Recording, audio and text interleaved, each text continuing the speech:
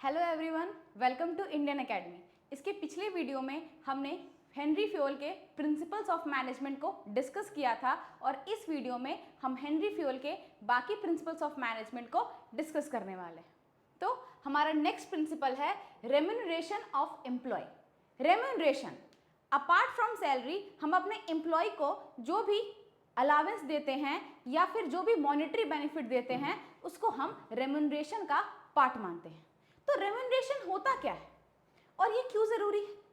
तो बोलता है कि आपको अपने एम्प्लॉय को एक फेयर सैलरी ऑफर करनी चाहिए। अगर आप अपने एम्प्लॉय को एक फेयर सैलरी ऑफर नहीं करोगे तो आपके एम्प्लॉय में डिससैटिस्फैक्शन की भावना आ सकती है। वो जो एम्प्लॉय है वो डीमोटिवेट हो सकता है और अगर आपका एम्प्लॉय डीमोटिवेट हो गया तो वो कभी भी 100% एफर्ट के साथ काम नहीं कर पाएगा। इसीलिए प्रिंसिपल ऑफ रेम्यूनरेशन के अंदर हेनरी फ्योल ने ये कहा है कि जब भी आप अपने एम्प्लॉय को रेम्यूनरेशन दे रहे हो, एक बात का ध्यान रखना होगा कि आप उसको इतना तो पे कर दो ही कि उसके बेसिक नीड्स पूरे हो जाए, उसके जितने भी बेसिक नीड्स है वो पूरे हो जाए। उसके अलावा आप जो सैलरी प्रोवाइड कर रहे हो वो मार्केट के अकॉर्डिंग सही हो, मतलब कॉम्पिटिटिव सैलरी हो। इन केस अगर आपका कॉम्पिटिटर आपके एम्प्लॉय को ही या फिर उस लेवल पे काम कर रहे इंडिविजुअल को अपने ऑर्गेनाइजेशन में अगर हाई सैलरी पे कर रहा होगा और आपके एम्प्लॉय को ये बात पता चलेगी तो वो तो आपके पास रिजाइन कर देगा ना और जाके उसको ज्वाइन कर लेगा। तो क्या इससे लेबर टर्नओवर के चांसेस इंक्रीज करेंगे? जरूर करेंगे। तो हमें ऐसा वेजेस पे करना चाहिए, ऐसी सैलरीज पे करनी चाहिए जिससे वो अपने नीड्स को पूरी कर सके और एक स्टैंडर्ड ऑफ लिविंग को मेंटेन कर सके। तो अगर हम इस प्रिंसिपल को फॉलो करते हैं तो सबसे पहले एम्प्लॉयज मोटिवेट हो सकते हैं,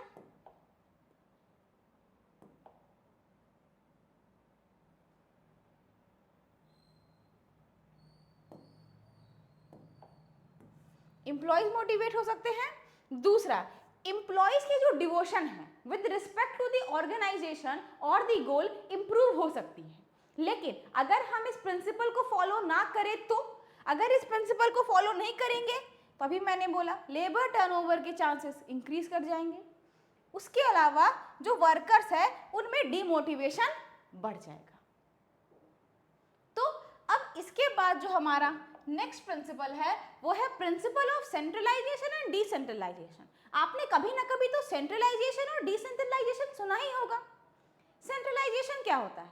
जब पावर किसी एक इंडिविजुअल के हाथ में होती है उसको हम सेंट्रलाइजेशन बोलते हैं और जब पावर इवनली डिस्ट्रीब्यूट हो जाती है तो उसको हम डिसेंट्रलाइजेशन बोलते हैं। अब सेंट्रलाइजेशन फॉलो करना है या डिसेंट्रलाइजेशन फॉलो करना है ये एक पॉलिसी मैटर तो होता ही है, लेकिन हेनरी फ्योल का मानना है कि ऑर्गेनाइजेशन में कंप्लीट सेंट्रलाइजेशन या कंप्लीट डिसेंट्रलाइजेशन नहीं होना चाहिए। क्यों? वो डिपेंड करता है सबसे पहले चीज साइज पे। अगर आपके ऑर्गेनाइजेशन का साइज छोटा है तो वो मैनेज हो सकता है with the help of centralisation, लेकिन अगर आपके ऑर्गेनाइजेशन का साइज काफ़ी बड़ा है तो फिर ऑर्गेनाइजेशन में डिसेंट्रलाइजेशन आपको करना ही होगा। वेरियस लेवल पे आपको अथॉरिटी एंड रिस्पॉन्सिबिलिटी को डिवाइड करना ही पड़ेगा। तो इसीलिए हेनरी फ्योल का मानना है कि सेंट्रलाइजेशन या डिसेंट्रलाइजेशन एक पॉलिसी मैटर है। इसको आप ध्यान से सुनो, लेकिन किसी भी ऑर्गेनाइजेशन को 100% सेंट्रलाइज मत करना। अगर 100% सेंट्रलाइज करोगे तो अथॉरिटी मिसयूज हो जाएगी और 100% डिसेंट्रलाइज करोगे तो डिले भी हो सकता है। तो इसका बेनिफिट क्या है? इसका सबसे पहला बेनिफिट है कि इस प्रिंसिपल को फॉलो करके दोनों का बेनिफिट उठा सकते हो। दूसरा, फास्ट डिसीजन मेकिंग को ये प्रमोट करता है। भाई टॉप लेवल को सेंट्रलाइज कर दो ना और लोअर को डिसेंट्रलाइज कर दो, दोनों का बेनिफिट उठा लो। दोनों का अगर हम बेनिफिट उठाते हैं तो यहाँ पे मेरे को फायदा हो जाता है। लेकिन अगर हमने इस प्रिंसिपल को फॉलो नहीं करा तो सबसे पहले डिले हो जाएगा, दूसरा हमारी जो अथॉरिटी है वो मिसयूज हो सकती है। तो ये था हमारा 8th प्रिंसिपल ऑफ मैनेजमेंट। इसके बाद हम चलते हैं 9th प्रिंसिपल ऑफ मैनेजमेंट। बोलता है कि ऑर्गेनाइजेशन में अगर कोई भी फॉर्मल इंफॉर्मेशन पास हो रही है तो उस फॉर्मल इंफॉर्मेशन को पास होने के लिए आप एक चेन बना दो, इंफॉर्मेशन चेन। क्यों? क्योंकि ऑर्गेनाइजेशन के अंदर अगर कोई इन्फॉर्मेशन पास हो रही है तो यहाँ पे ज़रूरी है कि वो जो इन्फॉर्मेशन है वो हर एक इंडिविजुअल तक पहुँचे, और अगर वो एक लाइन ऑफ अथॉरिटी, एक चेन ऑफ अथॉरिटी से होकर गुजरेगी तो श्योरिटी है कि वो हर इंडिविजुअल तक पहुँचेगी ही पहुँचेगी। तो फिर यहाँ पर हमें क्या करना चाहिए, तो बोले यहाँ पे एक काम करो ना, स्केलर चेन को फॉलो करो।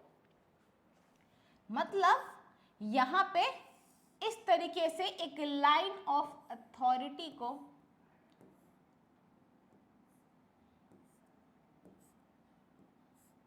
हमें फॉलो करना चाहिए।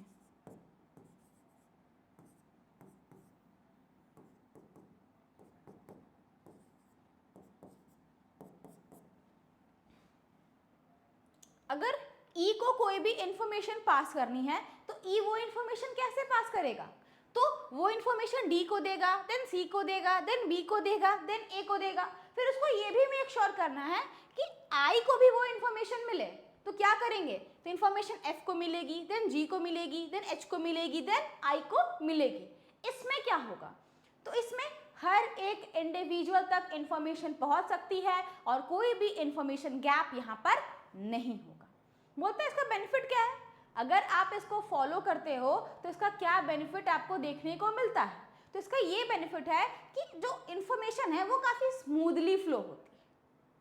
बट अगर इसको आप ध्यान से देखो तो इसमें डिले हो सकता है, बिकॉज बहुत सारे इंडिविजुअल तक लेवल बाय लेवल आपको इंफॉर्मेशन पास करनी है। और मान लो कि हमें कोई इमरजेंसी में इंफॉर्मेशन स्प्रेड करनी हो तो अगर इमरजेंसी में इंफॉर्मेशन फैलानी है तो वहाँ पे क्या यूज़ करेंगे, मान लो एक वाई से कांटेक्ट करना हो, ठीक है, एक वाई से कांटेक्ट करना है, तो भाई यहाँ पे जो इमरजेंसी में यूज़ होगा उसका नाम है गैंग प्लैंक। गैंग प्लैंक कब इस्तेमाल कर सकते हो, बोला जब स्केलर चेन फॉलो नहीं करना है यहाँ पे, बट इमरजेंसी सिचुएशन हो आपके पास।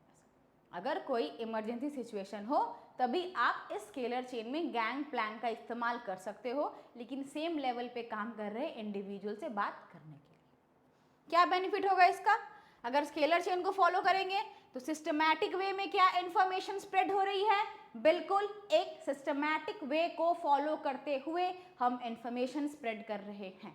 दूसरा बेनिफिट, क्या कोई कम्युनिकेशन गैप है, नहीं।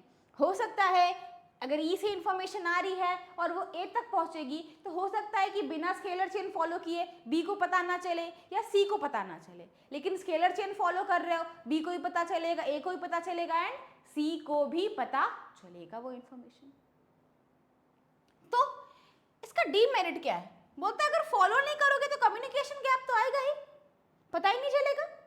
दूसरा, अथॉरिटी रिस्पॉन्सिबिलिटी रिलेशनशिप नहीं पता चलेगी। कैसे, इसमें आपको पता चल रहा है that who is your immediate superior and who is your immediate subordinate. मतलब क्या, बी के जस्ट ऊपर सी है यानी सी जो है उसका सुपीरियर है, और बी के जस्ट नीचे ए है यानी कि ए उसका सबऑर्डिनेट है। ये स्केलर चेन के थ्रू आप पता कर सकते हो कि इंफॉर्मेशन कैसे स्प्रेड हो रही है। लेकिन अगर स्केलर चेन को फॉलो करोगे ही नहीं तो आपको पता ही नहीं चलेगा इंफॉर्मेशन स्प्रेड हो कैसे रही है। इसके बाद है principle of order. Principle of order क्या बोलता है कि आपको हर चीज़ को रखने का एक प्रॉपर प्लेस डिसाइड कर लेना चाहिए। हेनरी फ्यूल का मानना है कि ऑर्गेनाइजेशन में हर चीज़ के लिए एक प्रॉपर प्लेस होनी चाहिए। अगर हर चीज़ के लिए एक प्रॉपर प्लेस होगी तो ऑर्गेनाइजेशन को उससे बेनिफिट मिलेगा। कैसे बेनिफिट मिलेगा, तो बोलता है पहला बेनिफिट ये है कि आपको अपना टाइम वेस्ट नहीं करना है। किसी भी चीज़ को खोजने में अगर आप अपने टाइम को वेस्ट कर रहे हो तो फिर क्या कर रहे हो, आप लेस एफिशिएंट बन रहे हो, अपने एफर्ट्स को 100% यूटिलाइज आप नहीं कर पा रहे हो। तो हर एक चीज़ के लिए एक जगह, अगर आपके पास एक मैनेजर है प्रॉपर केबिन बनाओ, अगर आप कोई टूल इस्तेमाल करते हो प्रॉपर टूल बॉक्स मेंटेन करो। अगर हम सब सारी चीज़ों को आप एक प्रॉपर प्लेस पे रखते हो, वो आपके टाइम को बचाता है, वो आपके एफर्ट को बचाता है, उसके साथ साथ ये प्रिंसिपल ऑफ डिसिप्लिन को भी फॉलो करने में आपकी मदद करता है। तो और क्या किया जाए, बोलता अगर इसको फॉलो करोगे तो कोई वेस्टेज नहीं होगा चीज़ों को ढूंढने में, इसके अलावा स्मूथ ऑपरेशन होगा। लेकिन अगर इसको हम फॉलो ना करें तो हमारी एनर्जी वेस्ट होगी फॉर श्योर। क्योंकि हम तो इसको ढूंढने में ही समय लगा देंगे। इसीलिए दूसरा, अगर आप किसी इंडिविजुअल को खोजने जाओगे, लेकिन क्योंकि अब मान लीजिए मैनेजर है और मैनेजर के पास प्रॉपर केबिन नहीं है, क्या उसको हम खोज पाएंगे? हमारे मैनेजर को हम नहीं खोज पाएंगे और यहाँ पे हमारा टाइम वेस्ट हो जाएगा। इसके बाद है principle of equity. Principle of equity क्या बोलती है? प्रिंसिपल ऑफ इक्विटी ये बोलती है कि आपको सबको इक्वल ट्रीटमेंट देना चाहिए। क्यों इक्वल ट्रीटमेंट? बोलता है एक ऑर्गेनाइजेशन के अंदर जो इंडिविजुअल्स आते हैं ना, वो इंडिविजुअल्स अलग अलग बैकग्राउंड से आते हैं। अगर वो इंडिविजुअल्स अलग अलग बैकग्राउंड से आए हैं तो क्या यहाँ हमारे लिए ज़रूरी हो जाता है कि उन सारे इंडिविजुअल्स के बीच हम कोऑर्डिनेशन बिठाएं? ज़रूरी है, कोऑर्डिनेशन बिठाना तो ज़रूरी है। तो क्या किया जाए? तो बोलता है एक इक्वल ट्रीटमेंट की पॉलिसी क्यों ना फॉलो की जाए कि भाई आप कहीं से भी आए हो, आप नॉर्थ इंडिया से बिलोंग करते हो, आप साउथ इंडिया से बिलोंग करते हो, आप रूरल एरिया से आए हो, आप अर्बन से आए हो, आप हाई कास्ट के हो, लो कास्ट के हो, आप मेल हो, आप फीमेल हो, आप किसी भी कास्ट, क्लास, जेंडर, रिलीजन से बिलोंग करते हो, बट आपको हम इक्वल ट्रीटमेंट देंगे। अगर हम इक्वल ट्रीटमेंट देंगे, सारे एम्प्लॉय को इक्वली ट्रीट करेंगे, तो ऑर्गेनाइजेशन के अंदर एक पॉजिटिव एटमॉस्फेयर मेंटेन होगा। वो पॉजिटिव एटमॉस्फेयर एक पॉजिटिव वर्किंग इन्वायरमेंट प्रोवाइड करेगा, जिसके थ्रू हम और बेटर काम कर पाएंगे। तो क्या किया जाए? बोलता है अगर इसको फॉलो करोगे तो एम्प्लॉय तो आपके सेटिस्फाई होंगे ही। दूसरा बेनिफिट ये होगा कि एम्प्लॉय जो है मोटिवेट भी हो जाएंगे। उसके साथ साथ अगर इसको नहीं फॉलो करते तो भाई टर्नओवर बढ़ेगा। अगर मैंने किसी एम्प्लॉय को इक्वल ट्रीटमेंट नहीं दिया तो मेरा वो एम्प्लॉय डिससैटिस्फाइड हो जाएगा, और अगर मेरा एम्प्लॉय मेरे से डिससैटिस्फाइड हो गया तो वो एम्प्लॉय कभी भी इक्वल ट्रीटमेंट, कभी भी एम्प्लॉय इक्वल एफर्ट नहीं लगा पाएगा। दूसरा, डिससैटिस्फैक्शन बढ़ जाएगा एम्प्लॉयज़ के बीच, एम्प्लॉयज़ डिससैटिस्फाई हो जाएंगे। इसीलिए प्रिंसिपल ऑफ इक्विटी को फॉलो करना हमारे लिए बहुत ज़रूरी है। इसके बाद principle of stability of personal. यहाँ पर्सनल वर्ड नहीं है, पर्सोनेल है। पर्सोनेल का मतलब, तो यहाँ पे ये जो वर्ड पर्सोनेल है, इस पर्सोनेल का मतलब है एम्प्लॉयज़। ऑर्गेनाइजेशन के अंदर आप जिन एम्प्लॉय से काम कराते हो उनमें स्टेबिलिटी होनी चाहिए। मतलब अब जानते हो आप लोग कि ऑर्गेनाइजेशन में अगर हम काम कर रहे हैं, चांसेस है ना कि हमारे ट्रांसफ़र हो जाए। मान लीजिए हम कहीं पे काम कर रहे थे, अब वहाँ पे काम करते करते मेरे को कुछ समय हुआ, मैंने वहाँ पे एटमॉस्फेयर डेवलप किया, मैंने वहाँ काम करना भी सीखा, मैं कर भी रही थी वहाँ काम। बट फिर क्या हुआ, मेरे को मेरे बॉस ने ट्रांसफ़र दे दिया। ठीक है, मैंने ट्रांसफ़र लिया और मैं गई ट्रांसफ़र लेकर। बट वहाँ मैंने जब काम करना स्टार्ट किया, धीरे धीरे वहाँ के एटमॉस्फेयर में ढलना स्टार्ट किया, then my boss again told me that you have to transfer to some other place, I have to shift to some other place. अगर मैं कहीं और शिफ्ट हो जाऊंगी तो फिर मैं तो वहाँ काम कर रही थी, वहाँ सीखा भी नहीं था, एफर्ट लगाया भी नहीं था, अब मैं किसी तीसरी जगह पर जाऊं और वहाँ पे काम करूं। क्या इन तीनों जगह पर ट्रांसफ़र लेते लेते क्या मैंने अपने एफिशिएंसी को 100% यूटिलाइज किया? नहीं, मैं काम करना सीख रही थी, लेकिन मैं सीख पाई नहीं, मैं अपने 100% एफर्ट को यूज़ कर पाई नहीं। यहाँ पे मेरी एफिशिएंसी लेवल भी डाउन हो रही है, मैं उसको यूज़ नहीं कर पा रही। ऑर्गेनाइजेशन के पॉइंट ऑफ व्यू से क्या नुकसान हो रहा है? भाई उनका टाइम वेस्ट हो रहा है, उनका मनी वेस्ट हो रहा है, शिफ्टिंग में पैसा लगेगा ही लगेगा, रिसोर्सेज इस्तेमाल होंगे ही होंगे।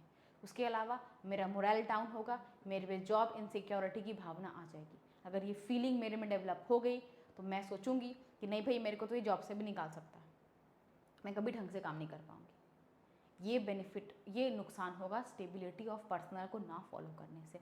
इसीलिए फ्योल ने माना है कि भाई आपको स्टेबिलिटी मेंटेन करनी होगी। अगर आप स्टेबिलिटी मेंटेन नहीं करते हो तो ऑर्गेनाइजेशन को इसका नुकसान देखने को मिल सकता है। तो क्या बेनिफिट है इसका? बोलता है आपके एफिशिएंसी लेवल को इम्प्रूव करेगा ये। अगर आपको स्टेबल हम एक जॉब देंगे तो एक जॉब सिक्योरिटी की भावना आप में आएगी, फीलिंग डेवलप होगी और आप और बेटर काम करोगे। दूसरा बेनिफिट ये होगा, कोई रिसोर्स मेरा वेस्ट नहीं होगा, साथ में काम करेंगे। इसके अलावा जो भी टाइम वेस्ट एक नए जॉब को सीखने में होगा वो टाइम वेस्ट यहाँ पे नहीं होगा, मेरे रिसोर्स वेस्ट यहाँ पर नहीं होने वाले हैं, और जो डिससैटिस्फैक्शन की भावना एम्प्लॉय में डेवलप हो रही थी वो भी नहीं डेवलप होगी।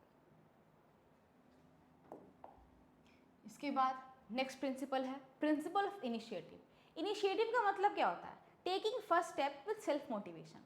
आप खुद से मोटिवेट होकर अगर कोई स्टेप लेते हो तो उसको हम बोलते हैं इनिशिएटिव करना, पहल करना, स्टार्ट करना। क्या स्टार्ट करना?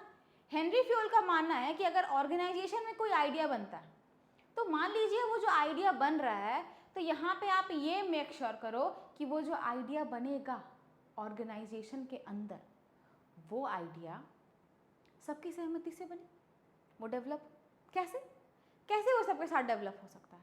तो बोलता है एक मैनेजर अगर काम कर रहा है तो मैनेजर इतना एफिशिएंट तो नहीं हो सकता कि उसके माइंड में हमेशा क्रिएटिव आइडिया है। अगर मैनेजर के माइंड में गिन चुन कर कुछ ही आइडियाज आते हैं और वो उनको ही यूज़ करके ऑर्गेनाइजेशन में इम्प्लीमेंट कर देता है तो फिर आपको उतना बेनिफिट नहीं मिलने वाला है। तो बेनिफिट के लिए क्या करें? सबसे पहली चीज़ बेनिफिट के लिए आपको ये करनी होगी कि ऑर्गेनाइजेशन के अंदर आप एम्प्लॉय से भी बोलो कि भाई तुम भी सजेशन दो। अगर वो भी आपको सजेशन देगा तो आपके पास बहुत सारे आइडियाज़ आ जाएंगे। इससे ऑर्गेनाइजेशन को ये बेनिफिट होगा कि उसके पास बहुत सारे आइडियाज़ आ जाएंगे। एम्प्लॉयज़ को क्या बेनिफिट होगा? भाई एम्प्लॉयज़ की क्रिएटिविटी को बढ़ावा मिलेगा, एम्प्लॉयज़ एंकरेज होंगे, वो और बेटर सोच सकते हैं। लेकिन अगर एम्प्लॉयज़ को हम आइडिया देने बोल रहे हैं इसका मतलब ये बिल्कुल भी नहीं है कि हम एम्प्लॉयज़ के आइडिया को ही इम्प्लीमेंट करेंगे।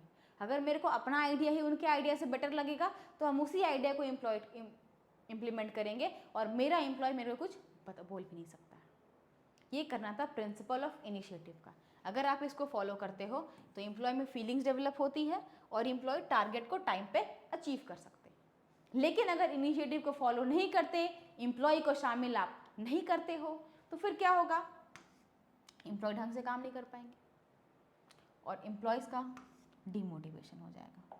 इसके बाद हमारा लास्ट प्रिंसिपल है principle of spirit de corps. ये फ्यूल का लास्ट प्रिंसिपल है। स्पिरिट डी कॉर्प्स के अंदर फ्यूल ने मानना है that we should replace I with we. क्यों आई को वी के साथ हमें रिप्लेस करना चाहिए? तो हेनरी फ्यूल का ये मानना है कि ऑर्गेनाइजेशन में हमें टीम स्पिरिट को बढ़ावा देना चाहिए। हम लोगों ने जो काम किया है तो मैनेजमेंट में हम काम कर रहे हैं और मैनेजमेंट एक ग्रुप एक्टिविटी है। क्या कोई इंडिविजुअल अकेले सारे काम को फिनिश कर सकता है? The answer is no. कोई भी इंडिविजुअल इतना एफिशिएंट तो नहीं हो सकता कि वो सारे काम को फिनिश कर सके। तो क्या करे वो इंडिविजुअल? तो बोलता है यहाँ पे उसको सबकी हेल्प लेनी होगी, सबके साथ मिलकर काम करना होगा। अगर आप सबके साथ मिलकर काम करोगे तो यहाँ पे आपके लिए ये ज़रूरी हो जाता है कि एम्प्लॉय जो है एम्प्लॉय को भी एनकरेजमेंट दो, उसको एप्रिसिएशन दो। कैसे एप्रिसिएशन देंगे? तो किसी काम को अगर हम कर रहे हैं तो हम ये बोले कि मैंने नहीं किया, हम सब ने मिलके किया, तो यहाँ पे एम्प्लॉय भी मोटिवेट होगा, एम्प्लॉय में भी टीम स्पिरिट की भावना आएगी। अगर एम्प्लॉय में टीम स्पिरिट की फीलिंग डेवलप होगी तो एम्प्लॉय और बेटर काम करेगा, नहीं भी हमें भी एनकरेजमेंट मिल रहा है, हम भी इस काम को ढंग से परफॉर्म करते हैं। तो अगर स्पिरिट डी कॉर्प्स के प्रिंसिपल को हम फॉलो करते हैं, पहला बेनिफिट ये मिलता है, टीम स्पिरिट डेवलप होती है, ग्रुप गोल अचीव हो सकता है। वहीं पे अगर इस प्रिंसिपल को हम फॉलो नहीं करते, ना गोल अचीव होगा ना कोई टीम स्पिरिट होगी। इसीलिए हेनरी फ्यूल का ये मानना था कि टीम स्पिरिट को फॉलो करने के लिए हमको इसको करना ही होगा। तो ये थे 14 प्रिंसिपल्स ऑफ मैनेजमेंट जिसको हमने अभी तक डिस्कस करा। Thank you for watching this video. अगर आपको हमारा ये वीडियो पसंद आया हो तो हमारे चैनल को सब्सक्राइब करें।